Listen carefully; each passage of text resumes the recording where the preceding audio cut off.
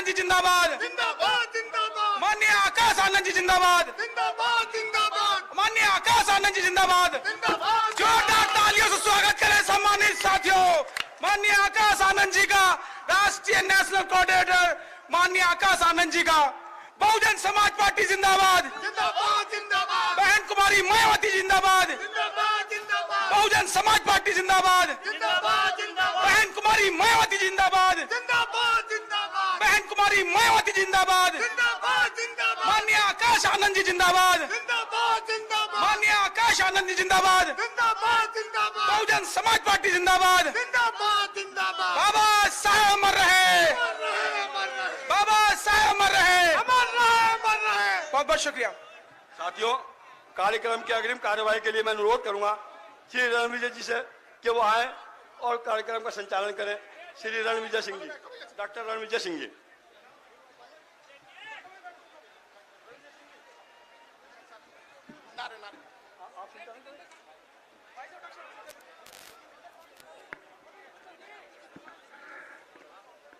ये माइक वो अलग है।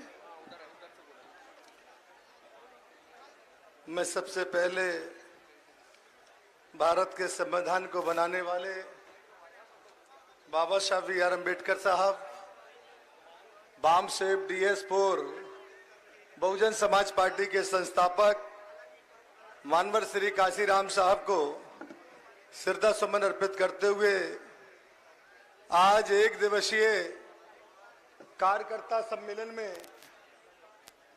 नेशनल के कोऑर्डिनेटर आदरणीय आकाश आनंद जी आपके बीच में आ चुके हैं। जोरदार ताली बजाकर स्वागत करो, जोरदार ताली बजाकर।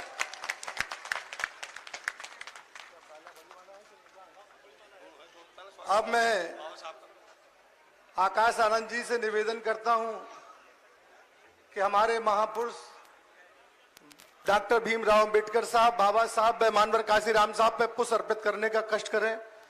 माननीय आकाश आनंद जी।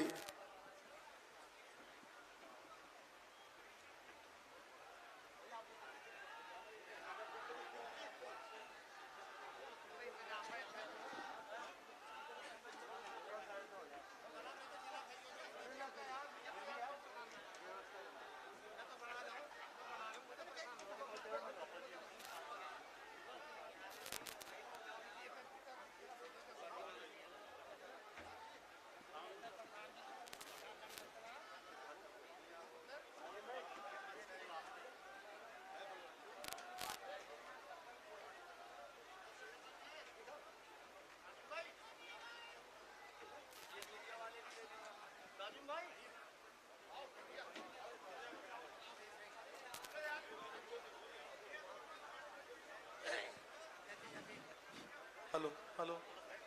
मैं बहुजन समाज पार्टी की मंडलीय सभी रणविजय सिंह जी, राजकुमार गौतम जी व सभी जिम्मेदार साथियों से मैं नेशनल कोऑर्डिनेटर आकाश आनंद जी का बड़ी माला से स्वागत करें। आकाश आनंद जी का।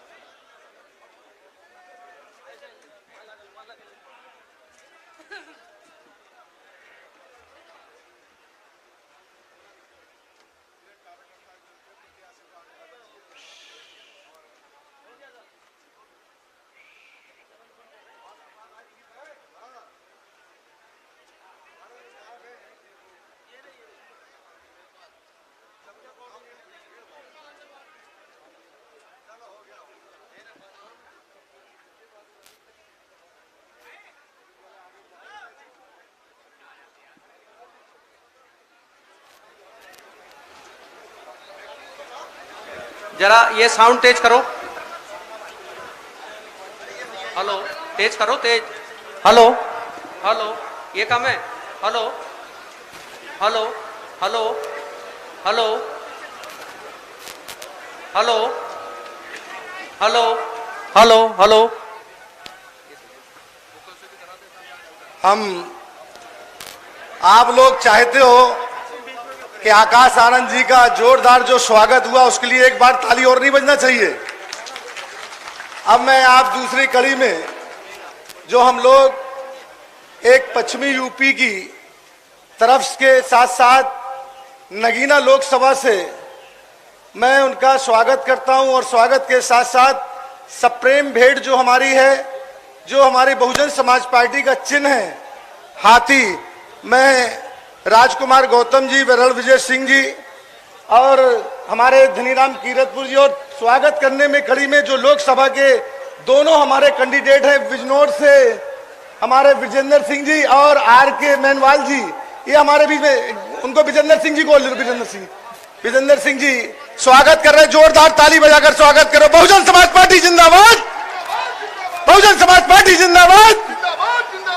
अब इस स्वागत की कड़ी के साथ साथ अब मैं आपके बीच में एक जिम्मेदार साथी, पार्टी में साथियों, मैं आपसे कुछ रूबरू होना चाहता हूं। हमारे बीच में सभी के साथ साथ आज जितने लोग यहां आए हैं आकाश आनंद जी को सुनने के लिए, मैं आज आपको दे, ये राजनीतिक जनसभा है। ये राजनीतिक जनसभा के साथ साथ बहुजन समाज पार्टी जब जब किसी ने गिराने की कोशिश करी, बहुजन समाज पार्टी को हमेशा बहुजन समाज पार्टी उतनी ही तेजी से आगे बढ़ने का काम किया। मैं आपके बीच में कहना चाहता हूं, जितने भी हमारे सर समाज के लोग हैं, यहां तक हमारे बीच में जो हम देख रहे हैं, नेशनल कोऑर्डिनेटर हमारे बीच में पूरे देश में चलने का काम कर रहे हैं, मैं अपनी दिल की गहराई से उनका स्वागत करते हैं कि उन्होंने हमारे उत्तर प्रदेश में जो समय दिया है, मैं अपनी दिल की गहराई से उनका स्वागत करते हैं, इस्तकबाल करते हैं, खैर मकदम करते हैं। दोस्तों, बुजुर्गों, आज जो हालात चल रहे हैं देश के अंदर, जो हालात चल रहे हैं, उस हालात को देखते हुए आज जो राजनीतिक हालात पड़ रहे हैं, यहां 4 कैंडिडेट चल रहे हैं। मैं ये मानता हूं कि किसी लोग, जितने भी कैंडिडेट हैं, 1 वोट से शुरुआत करेंगे, लेकिन बहुजन समाज पार्टी के प्रत्याशी 3 लाख से 4 लाख वोटों से शुरुआत करेंगे, जो हमारा बेस वोट हैगा। इसलिए मैं आपसे इतना ही कहना चाहता हूं, मैं सर समाज के साथ साथ पाल प्रजापति, कश्यप, शाक सैनी के साथ साथ जाट समाज के भाइयों के साथ साथ गुर्जर समाज के भाइयों के साथ साथ मैं मुस्लिम समाज से भी अपील करता हूं। ऐ मुस्लिम समाज के लोगों, बुजुर्गों, नौजवान साथियों, ये आज वक्त है, आपने पहले भी हमेशा जिता कर भेजा है, और ये वो सीट है जो सीट बहन कुमारी मायावती जी ने पहली बार 1989 में जीतकर आपके साथ रहने का काम किया था। आज वो कड़ी है कि आज आपके बीच में मैं आपसे अपील करता हूं, खासकर मैं सर समाज के साथ साथ मुस्लिम बुजुर्गों से, नौजवानों से, कि आपके बीच में एक एक मुस्लिम समाज का वोट और एक एक सर समाज का वोट, अगर वाकई भारतीय जनता पार्टी को मुंह तोड़ जवाब देना है और समाजवादी पार्टी को मुंह तोड़ जवाब देना है, तीसरे की कोई गिनती नहीं है, क्योंकि ये लोग डरा के वोट लेते हैं। ये भाजपा और सपा के लोग डरा के वोट लेते हैं। कैसे डराते हैं हम आपको बता दें, अगर मेरी बात सही है तो आप मान लेना। ये डरा के वोट ऐसे लेते हैं। भारतीय जनता पार्टी हमारे हिंदू भाइयों को डर किसका दिखाती है? मुसलमानों का डर दिखा के भाजपा वोट लेती है, और समाजवादी पार्टी भारतीय जनता पार्टी का डर दिखा के मुसलमानों का वोट लेती है। ये केवल डराने का काम करते हैं। क्यों भाई, मैं गलत कह रहा हूं? बताओ, ये डरा के ही तो वोट लेते, बताओ आप, मैं आप सहमत है कि नहीं है? तो ये डराने वालों को, इनको 1 मिनट के अंदर इनको जवाब देना जरूरी है कि अब डर के वोट देने वाले नहीं है, क्योंकि ये भाजपा और सपा के लोग डरा के वोट लेते हैं, और बहुजन समाज पार्टी की नेता बहन कुमारी मायावती जी मिला के वोट लेती हैं, सर समाज को जोड़ के वोट लेती हैं। इसलिए मैं आगाज देता हूं। मैं अपनी बात आपके बीच में बार बार करता रहूंगा, लेकिन आकाश जी का हमारे ऊपर आदेश हुआ कि भाई राइन साहब आप भी कुछ बोलिए, तो मैं आप गुजारिश करता हूं आकाश जी से, आकाश आनंद जी से, कि मैं दिल की गहराई से उनका स्वागत करते हैं, खैर मकदम करते हैं, आए और इस जन समूह को संबोधित करने का कष्ट करें। माने आकाश आनंद जी। बहुजन समाज पार्टी जिंदाबाद, जिंदाबाद जिंदाबाद, बहुजन समाज पार्टी जिंदाबाद, जिंदाबाद जिंदाबाद, बहन कुमारी मायावती जिंदाबाद। जिंदाबाद जिंदाबाद। जी आप संघर्ष करो, आकाश जी आप संघर्ष करो। बहुजन समाज पार्टी जिंदाबाद, जिंदाबाद, बहन कुमारी मायावती जी जिंदाबाद, आकाश जी आप संघर्ष करो, हम तुम्हारे साथ हैं। धन्यवाद। आइए आकाश जी।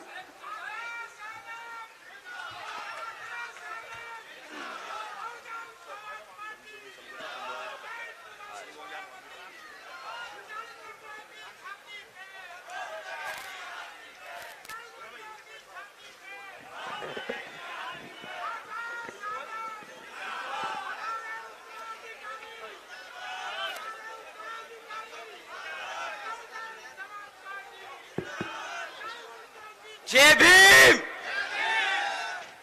ऐसे लग नहीं रहा कि नगीना हमें प्यार से पुकार रही है। एक बार जय भीम ऐसा करे कि लखनऊ तक आवाज जाए, जय भीम। साथियों, यहां पर आज मौजूद सर्व समाज में से हमारे मुसलमान भाइयों को, बहनों को, माताओं को मेरा सलाम। और बाकी सब समाज के, रिलीजन के सभी व्यक्तियों को, भाइयों बहनों को जो आज यहां मौजूद हैं, आप सभी को मेरा प्रणाम।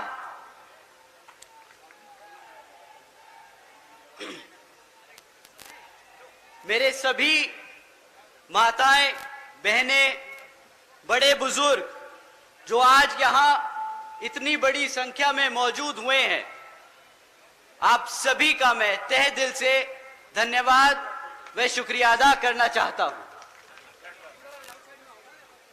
साथियों, साथ साथ में आज यहां मंच पे मौजूद पार्टी के सभी वरिष्ठ व छोटे बड़े पदाधिकारी एवं कार्यकर्तागण जिन्होंने इस सभा को इतनी बड़ी सक्सेस बनाने में अपना पूरा समय दिया, तो उन सब को भी मेरा तहे दिल से धन्यवाद। साथियों, इस लोकसभा के संबंध में कुछ जरूरी बातें रखने से पहले मैं बहुजन समाज पार्टी की राष्ट्रीय अध्यक्ष एवं उत्तर प्रदेश की 4 बार मुख्यमंत्री व पूर्व सांसद आदरणीय बहन जी के नाम से लोकप्रिय हमारी आदरणीय बहन कुमारी मायावती जी को तहे दिल से स्वागत व धन्यवाद करता हूं, जिन्होंने अपना पूरा जीवन बामसेफ, DS4 व BSP के जन्मदाता एवं संस्थापक मान्यवर साहब श्री कांशीराम जी के बताए हुए रास्ते पर चलकर परम पूज्य बाबा साहब डॉक्टर भीमराव अंबेडकर जी के मानवतावादी व आत्मसम्मान एवं स्वाभिमान के मूवमेंट के लिए अपना पूरा जीवन त्याग कर इस मिशन, मूवमेंट और पार्टी को नई ऊर्जा देने का जो काम किया तथा उत्तर प्रदेश जैसे विशाल व महत्वपूर्ण राज्य में 4 बार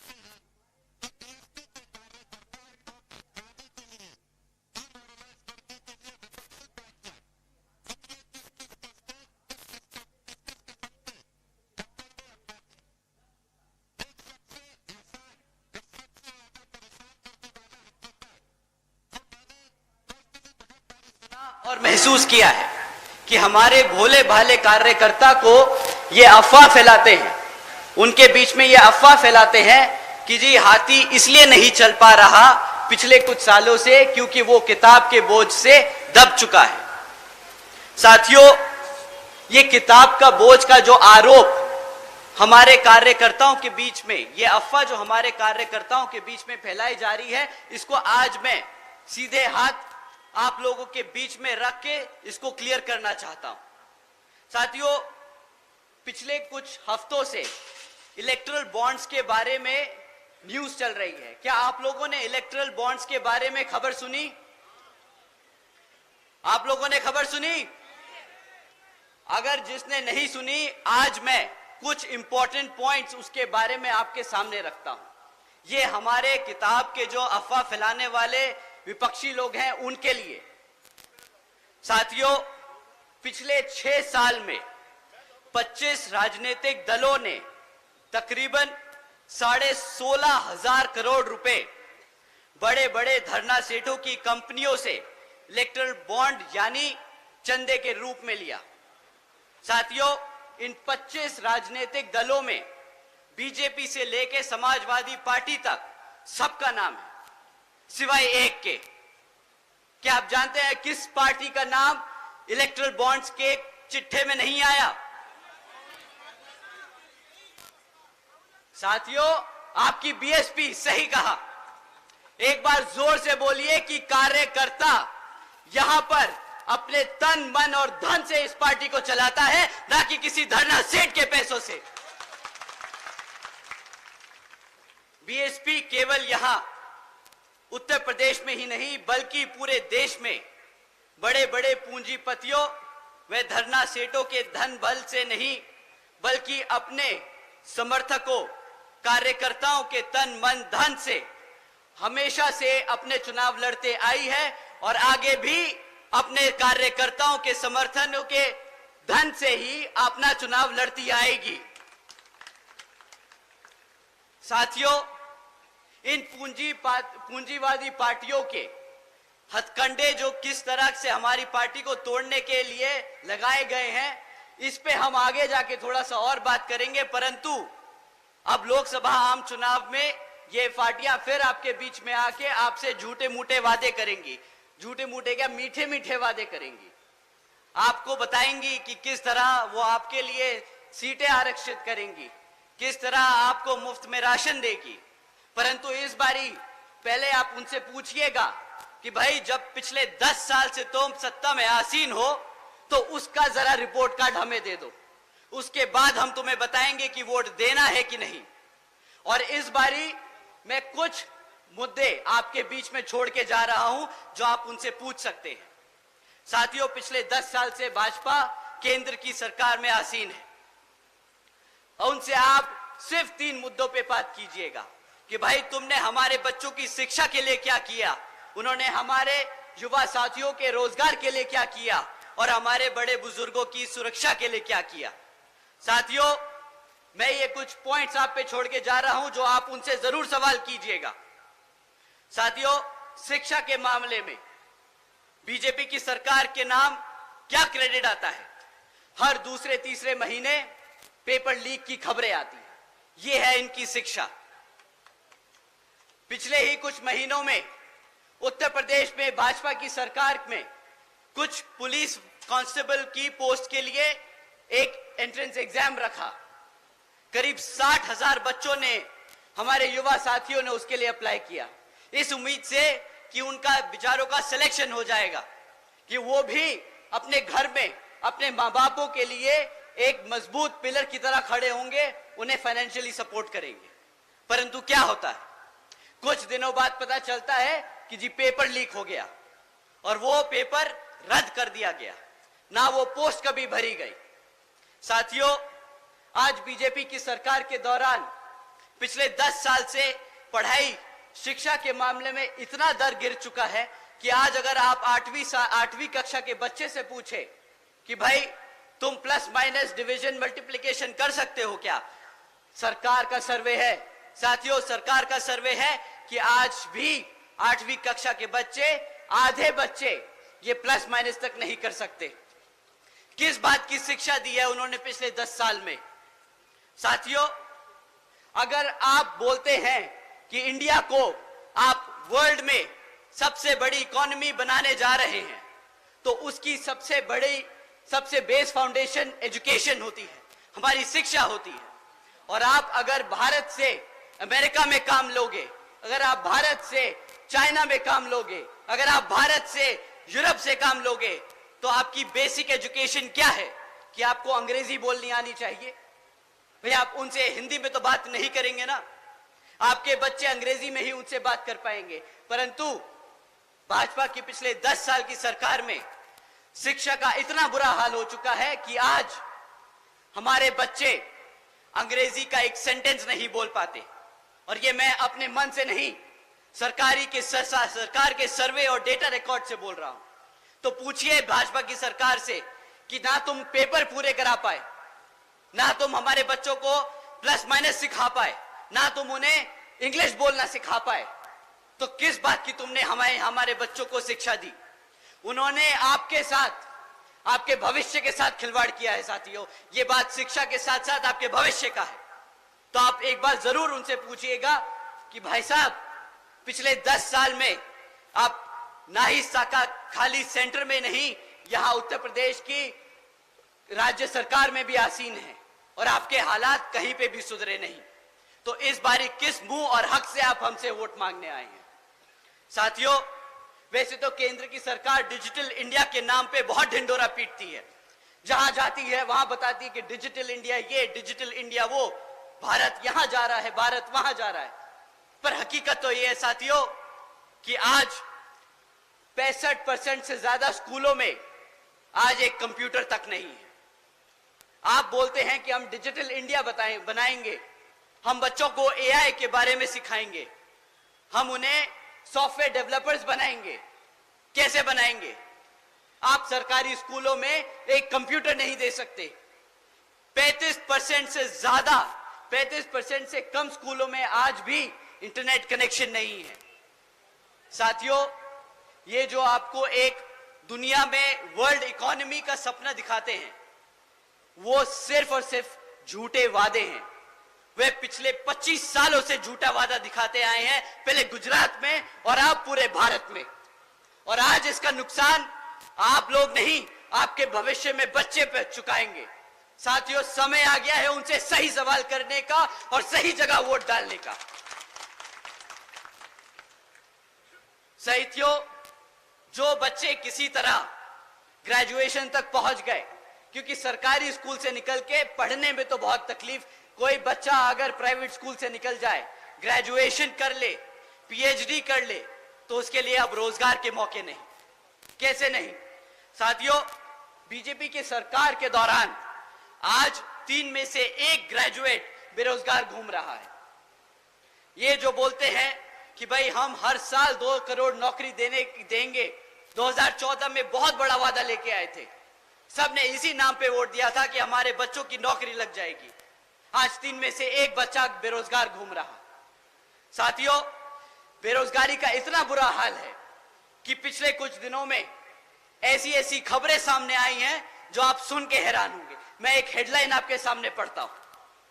90,000 से ज्यादा पीएचडी स्कॉलर्स, इंजीनियर्स और ग्रेजुएट्स ने एक क्लास 4 की नौकरी के लिए अप्लाई किया। ओपनिंग कितनी थी? 1000 पोस्ट एक क्लास 4 की नौकरी के लिए। पीएचडी स्कॉलर्स अप्लाई कर रहे हैं, ग्रेजुएट्स अप्लाई कर रहे हैं।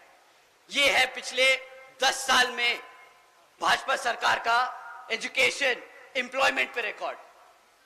साथियों, प्रधानमंत्री जी और भाजपा के केंद्र के सारे मंत्री बड़े गर्व और फख्र से बोलते हैं कि भाई हमने आज तक 80 करोड़ से ज्यादा लोगों को मुफ्त में राशन देने का काम किया। उन्होंने ऐसी स्कीम चलाई मुफ्त में राशन देने की कि आज 80 करोड़ लोग भारत के वो स्कीम के अंदर उसका फायदा उठा रहे हैं। साथियों, केंद्र की भाजपा सरकार जो बड़े चौड़कर बोलती है कि मित्रों, आज बीजेपी की सरकार ने 80 करोड़ से ज्यादा देशवासियों को मुफ्त में राशन देने का काम किया है, परंतु ये कोई इनसे पूछे कि भाई जो 80 करोड़ लोगों को तुमने मुफ्त में राशन देने का काम किया, इसमें इतना चौड़ने की क्या बात है? वो मुफ्त में राशन इसलिए तुमसे ले रहे हैं क्योंकि तुमने उन्हें रोजगार नहीं दिया है। पिछले कई सालों से तुम 2 करोड़ नौकरियों का वादा करते रहे और बताते रहे कि कितनी नौकरियां हैं। अगर नौकरियां होती तो क्या 80 करोड़ में से लोग भारत के आपकी मुफ्त राशन पे डिपेंडेंट होते क्या? बताइए साथियों। और सबसे बड़ा धोखा, इस 80 करोड़ जनता को मुफ्त में राशन देने का हमारे टैक्स पेयर पे 2 लाख करोड़ का टैक्स बर्डन पड़ता है। ये खर्चा आपके टैक्स के पैसे से दिया जाता है। अब एक बात सोचिए, 2 लाख रुपए ये केंद्र की सरकार 2,500 रुपए 3,000 रुपए महीना राशन देने में खर्चती है। अगर ये आपको 20,000 रुपए की बेस नौकरी दे देती तो आज भारत की तरक्की 2 लाख के खर्चे से नहीं 20 लाख करोड़ के फायदे से होती। इन्होंने सही मायने में 2.5 लाख करोड़ का चूना नहीं लगाया अपनी जनता को, इन्होंने 20 लाख करोड़ का नुकसान किया है अपनी आवाम का। साथियों, सुरक्षा के मामले में इनके ऊपर कोई टिप्पणी ना ही करे तो अच्छा है। मैं इनके बस एक नोटिस के बारे में आपको बताता हूं, वो आपको इनकी सेफ्टी सिक्योरिटी के बारे में सही तरीके से समझा देगा। यहां के मुख्यमंत्री जी एक दिन नोटिस जारी करते हैं कि आज से लड़कियों को शाम को 8 बजे के बाद से प्राइवेट इंस्टीट्यूट्स में क्लासेस लेना मना है। क्यों? क्योंकि वो अपने बच्चियों की सुरक्षा नहीं कर सकते। अब साथियों, जो ऐसी गाइडलाइंस पॉलिसीज इशू करे, उसके राज्य में, उसके रहते हुए इस प्रदेश में कौन सी बेटी सुरक्षित होगी? आप अगर अपने बेटी बच्चों को सुरक्षित नहीं रख सकते तो आप क्या हमारे बड़े बुजुर्गों को सुरक्षित रखेंगे? साथियों, ये लोग गर्व करते हैं, इनको बहुत अच्छा लगता है जब इनको लोग बोलते हैं कि ये बुलडोजर की सरकार है। इन मूर्खों को पूछो कि अगर बुलडोजर की सरकार से चीजें टूटती हैं तो तुम्हें वहां सत्ता में बिठाने का काम इस जनता ने जो किया था, यहां पे इस प्रदेश को बनाने के लिए किया था, ना कि तोड़ने के लिए। इन लोगों में इतनी भी समझ नहीं कि बुलडोजर का सरकार का किताब लेके गर्व की बात नहीं, ये शर्मिंदगी की बात है कि जो तुम पे ये पूरी आवाम ये आरोप लगा रही है कि तुम बुलडोजर की सरकार हो। साथियों, इनकी फाइनेंशियल विजडम, इनकी अंडरस्टैंडिंग ऑफ फाइनेंशियल नॉलेज, ये कितने अच्छे हैं भारत के व्यापार में। ये मैं आपको एक और स्टेटस, एक फैक्ट के बारे में एक फैक्ट बताता हूं और उससे ज्यादा मैं उस पर कुछ नहीं कहूंगा। साथियों, जब केंद्र की सरकार में भाजपा आसीन हुई थी तो केंद्र की सरकार पे 58,60,000 करोड़ का कर्जा था। आज 2024 में ये 58,60,000 करोड़ का कर्जा बढ़कर आज 152 लाख करोड़ हो चुका है। इतनी ही अच्छी इनकी फाइनेंशियल नॉलेज है, इतना ही अच्छा इनका बिजनेस सेंस है। ये इंडिया को भारत देश में एक लार्जेस्ट $5 ट्रिलियन इकोनॉमी की बात करते हैं। अगर कर्जे पे चौड़ना है तो भाई साहब, हमें ऐसी सरकार और ऐसा चौड़ नहीं चाहिए। हम चाहते हैं कि हमारे बच्चे को रोजगार मिले, हम चाहते हैं कि हमारा बच्चा हमारे घर में पैसा लेके आए और बोले कि मां, तेरे को बाहर सरकार के फ्री खाने राशन की स्कीम पे जरूरत नहीं है, मैं तेरे लिए कमा सकता हूं। इन्होंने साथियों हर स्तर पे आपके साथ धोखा किया है और अब आपका समय आ गया है इनसे सवाल करने का कि भाई किस तरीके से तुम सरकार चलाते आए हो। अब समय आ गया है इनको इनकी हरकतों के लिए अकाउंटेबल होल्ड करने का। साथियों, ये लोग पिछले 10 साल से आपके साथ हैं, ये 10 साल से आप पे राज करते आए हैं और आज भी जब ये आपके बीच में आएंगे तो अगले 15 साल का सपना दिखाएंगे। ये अपना पिछले 10 साल का रिपोर्ट कार्ड नहीं देंगे आपको। साथियों, मैं बहन जी का गवर्नेंस मॉडल आपके सामने रखता हूं। हम 2007 में सत्ता में आए थे और हम 2012 तक सत्ता में थे, पर आज भी बहन जी के ऊपर से गाइडलाइंस है कि आप आगे आने वाले 5 साल के लिए क्या करेंगे वो नहीं बताएंगे। आपने पिछले 5 साल में क्या किया, आप वो बताएंगे। जनता को पता होना चाहिए कि आपकी कार्यशैली कितनी मजबूत है। वो आपके भरोसे पे वोट दे, आपके काम पे वोट दे। तो साथियों, मैं आपके सामने बहन जी के कुछ काम आपके सामने रखता हूं और आप ही डिसाइड करना कि आपके लिए, आपके बच्चों के लिए सही नेता कौन है। बहन जी के गवर्नेंस मॉडल के तहत साथियों, बसपा की सरकार ने महामाया गरीब बालिका आशीर्वाद योजना चलाई थी, जिसके तहत 3,25,000 बच्चियों को 1-1 लाख रुपए देने का बहन जी ने काम किया था। साथियों, बहन जी ने अपनी सरकार में 3,250 करोड़ रुपए अपनी बच्चियों को 1-1 लाख रुपए देने का काम किया जब वो पैदा हुई, ताकि जब वो 18 साल की हो तो उनको अपने माँ बाप या अपने किसी भाई बहन पे डिपेंड ना होना पड़े, वो अपने पैरों पर खड़ी हो सके। देश में पहली बार पैदा होते ही बच्ची 1 लखपति बनी थी बहन जी के शासनकाल में। साथियों, बहन जी के गवर्नेंस मॉडल के तहत बीएसपी की सरकार ने सावित्रीबाई फूले बालिका शिक्षा योजना चलाई थी, जिसके तहत 7 लाख से ज्यादा बच्चियों को 12वीं तक की शिक्षा फ्री में प्राप्त कराई गई। यहाँ पे बहन जी ने फ्री में राशन नहीं बांटा, यहाँ पे बहन जी ने फ्री में शिक्षा बांटी है। आप सब जानते होंगे बाबा साहब क्या कहते थे।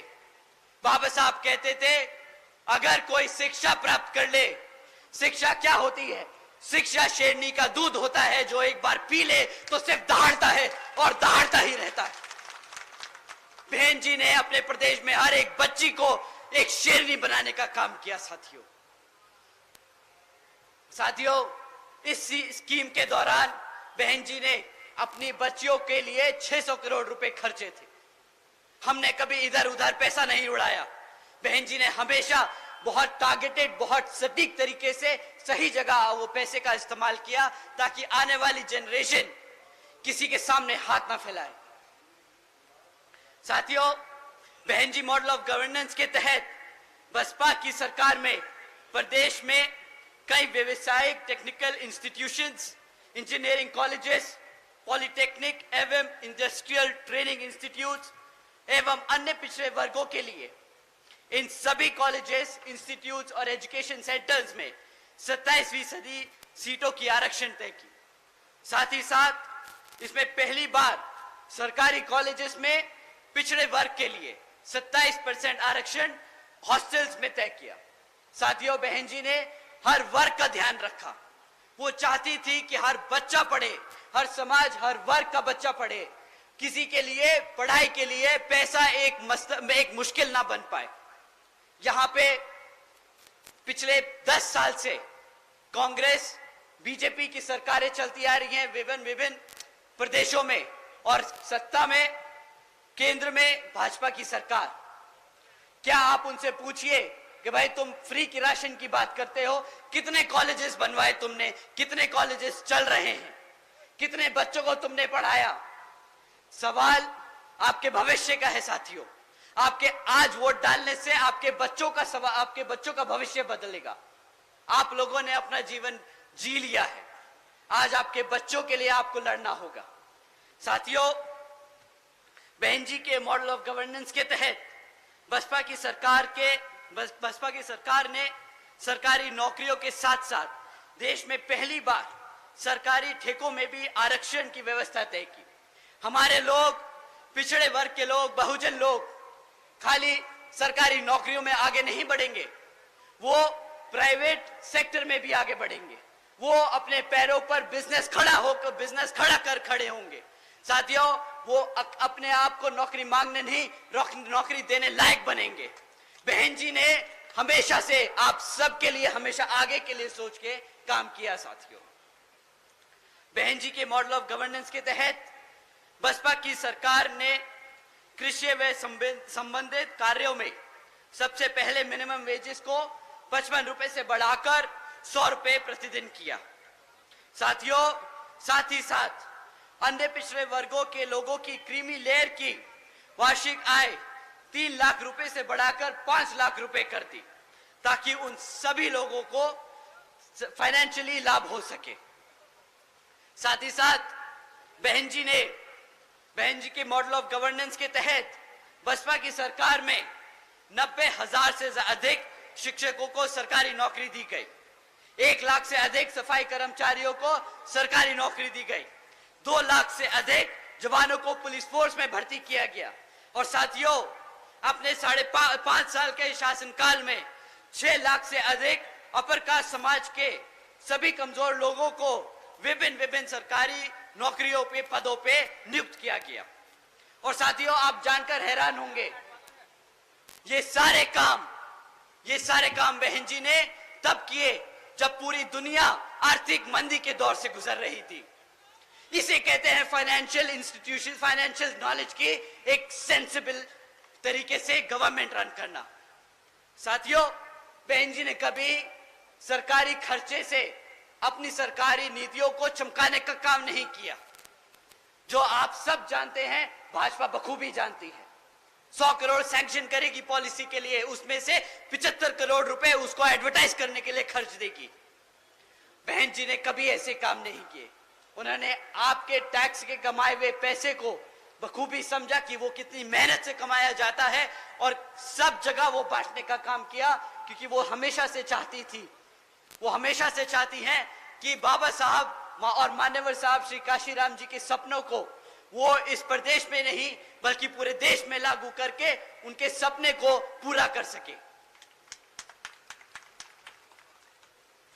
साथियों, मैं दिल से ही नहीं बल्कि दिमाग से भी आपसे बोलूंगा कि काम ले इस बारी।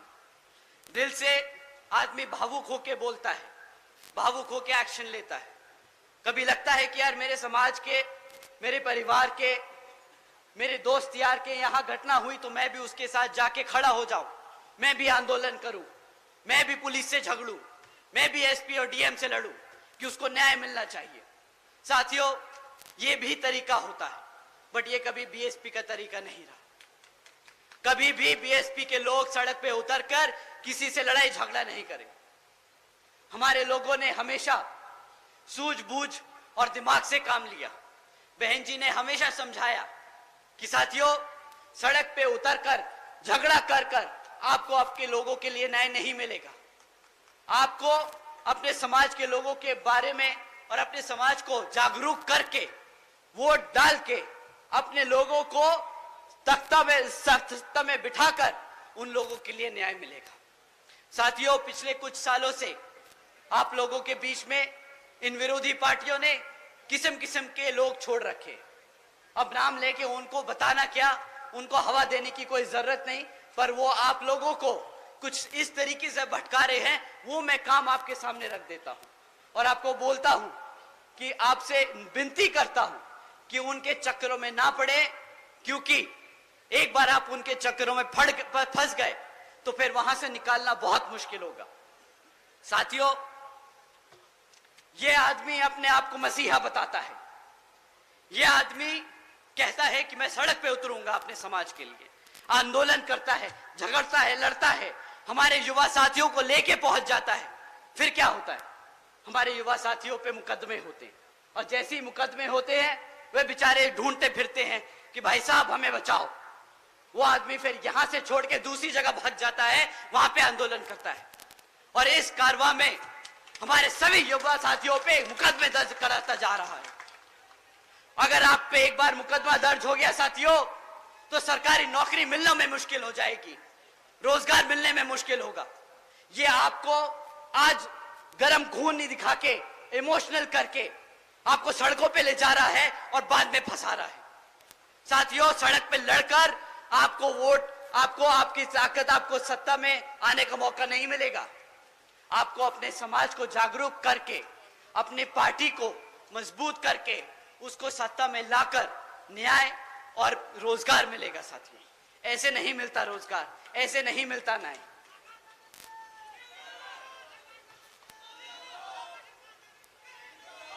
साथियों, अभी पिछले कुछ दिनों में इस व्यक्ति ने अपनी पूरी जी जान लगा दी कि वो इंडिया अलायंस में घुस जाए। किसी तरह अगर इंडिया अलायंस में घुस गए तो भाई अपनी एक सीट निकाल लेंगे। बेचारा घबराता है कि अपने आप लड़ना पड़ जाए तो जमानत जब्त हो जाएगी। परंतु साथियों, बेचारे की किस्मत इतनी खराब कि इंडिया अलायंस में होके भी बेचारा बेघर घूम रहा है। पूछ रहा है कि साला कोई एक सीट तो दे दे भाई।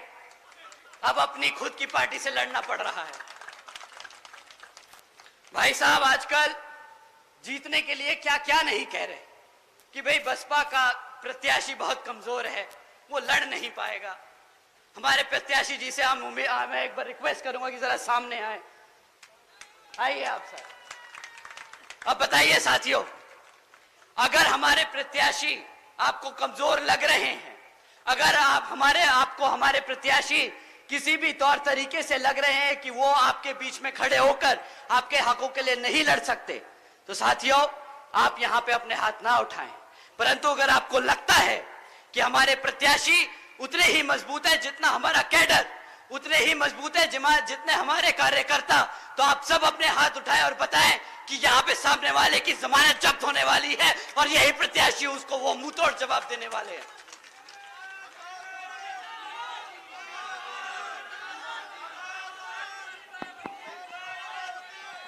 सुरेंद्र पाल, तुम आगे बढ़ो। सुरेंद्र पाल जी आगे बढ़ो। सुरेंद्र पाल जी आगे बढ़ो।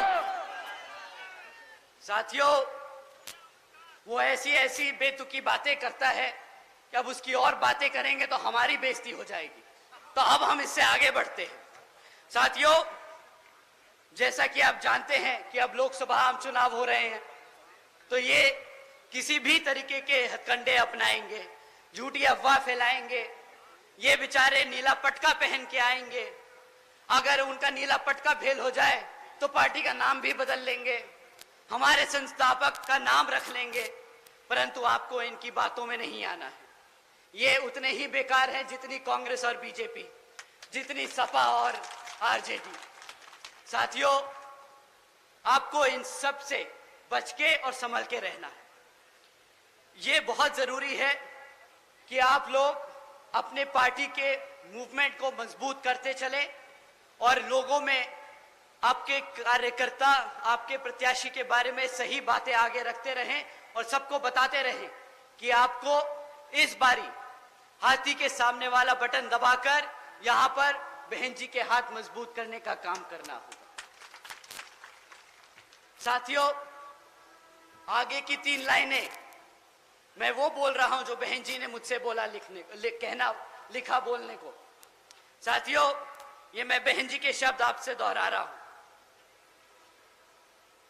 बहन जी ने कहा कि उनकी खास तौर से आदरणीय बहन जी की अपील है कि इस समय देश में हो रहे लोकसभा आम चुनाव में आप सभी लोगों को हर मोर्चे पे सावधान रहना होगा। आप लोगों का वोट बहुत कीमती है। आपका वोट कोई खरीद ना सके, आपका वोट कोई लूट ना सके, आपका वोट कोई किसी तरह कब्जा ना सके। साथियों, जाति बिरादरी, धन बल, मंदिर मस्जिद या किसी भी विभिन्न आदि के नाम पर कोई स्वार्थी अपने जाल में फंसाकर आपका वोट का कोई दुरुपयोग ना कर ले, क्योंकि देश के हर एक महिला पुरुष व सभी युवा साथियों को आदरणीय बाबा साहब डॉक्टर भीमराव अंबेडकर जी के दिए हुए इस वोट की ताकत को आप ज़ाया ना करें। साथियों, अब अंत में मैं अपनी बात खत्म करने से पहले मैं आप सभी को अपने महान सभी संतों, गुरुओं व महापुरुषों को, जिसमें खासकर महात्मा ज्योतिबा फूले, छत्रपति शाहू जी महाराज, नारायण गुरु, पेरियार रामास्वामी जी, बाबा साहब डॉक्टर भीमराव अंबेडकर जी एवं मान्यवर साहब श्री काशीराम जी को नमन करता हूं। आप सभी का मैं एक बार फिर से दिल से धन्यवाद करता हूं कि आप सब आज इतनी बड़ी संख्या में यहाँ इकट्ठे हुए और यहाँ पे हम सबको सुनने आए। तो आप सभी का मैं तहे दिल से धन्यवाद करता हूँ। यहाँ मौजूद सभी मीडिया बंधु, हमारे बीवीएफ के नौजवान साथी, हमारे स्टेट के कमेटी के सभी जिम्मेदार पदाधिकारी एवं कार्यकर्ता गण, आप सभी का भी मैं तहे दिल से धन्यवाद करता हूं। और साथियों, आने वाले लोकसभा आम चुनाव में आप हाथी वाले निशान के सामने वाला बटन दबाकर यहाँ बीएसपी को विजय बनाए और बहन जी के हाथ मजबूत करें। जय भीम, जय Bharat. Bahujan Samaj party, Bahujan Samaj party, Bahujan Samaj party, Bahujan Samaj party, आदरणीय बहन कुमारी मायावती जी, आकाश आनंद जी, आकाश आनंद जी, आकाश आनंद जी, आकाश आनंद जी, आकाश आनंद जी, आदरणीय बहन कुमारी